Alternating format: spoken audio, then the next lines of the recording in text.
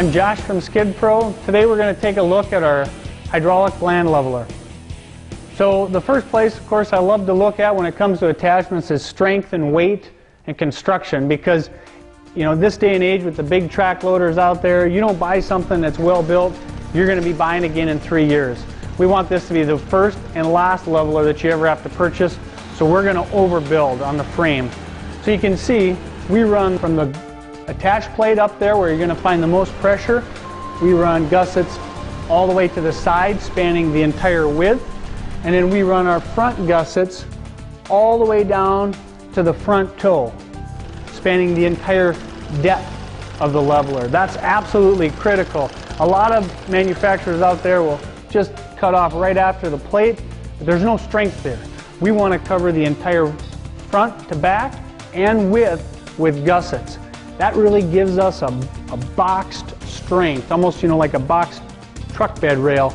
It's the same principle. We want that frame heavy so there's no twisting and bending as you're digging and pushing and pulling on it.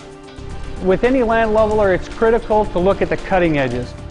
Our cutting edges, we run a 3/4 inch high tensile hardened heat treated steel up front. That's going to be very wear resistant, so it's going to last for many years, but it also is going to be very hard, so it will cut through those high spots. Then the cavity fills up with the dirt, and then it fills in the low spots, and of course your trailing cutting edge does the same thing. They're beveled so you can use the front of it, the toe, as you back drag, or if you need to get down and scalp and dig. And then same with the back. You can push with that heel to get an extra compacted edge on that. Now the leveler is great, but if you don't have the soil, if it's too hard and too packed, it's really hard to level. And that's where the scarifiers come in. Here you can see we've got hydraulically operated scarifiers. We run 6 of them on this 78-inch unit. So our scarifiers are built very heavy, 3/4 inch thick, high tensile plate. It's an AR 500 abrasion resistant steel. We do a great job of ripping up that hard packed dirt so that you can use the leveler to form, grade, and finish out. One of the nice things about this scarifier design too is that you're able to move forward. By driving forward while you scarify, your visibility is better. You can see what you're doing, versus if you're backing up. Some of the designs out there require you to back up. You're constantly looking back, which in a skid loader is very difficult to do. So this is for your fastest, most effective ripping and scarifying. One of the keys with the scarifiers is that when they're in the down position, they butt up against the main frame of the leveler. And that's key, because you get a big track loader like this Bobcat and you start pushing in the dirt, there's a tremendous amount of force on it. So we want those teeth to be back up against the frame. One of the really nice features on our scarifiers compared to a lot of the competition is we're hydraulic up and down.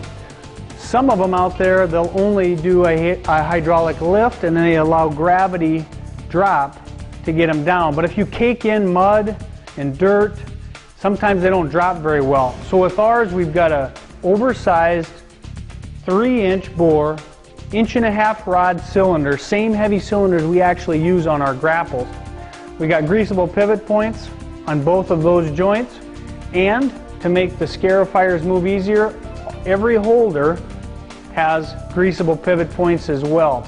And so the action on those scarifiers are going to be smooth, accurate, and fast. And that's really key when you get this thing packed full of mud.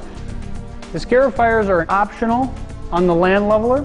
They can be installed when you order from the factory, or they can be installed easily a year or 2 down the road if you decide you want the scarifiers then.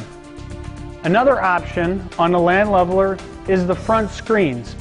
Some guys are in real fine material and they like to have the screens in front to be able to sift out some rock and debris.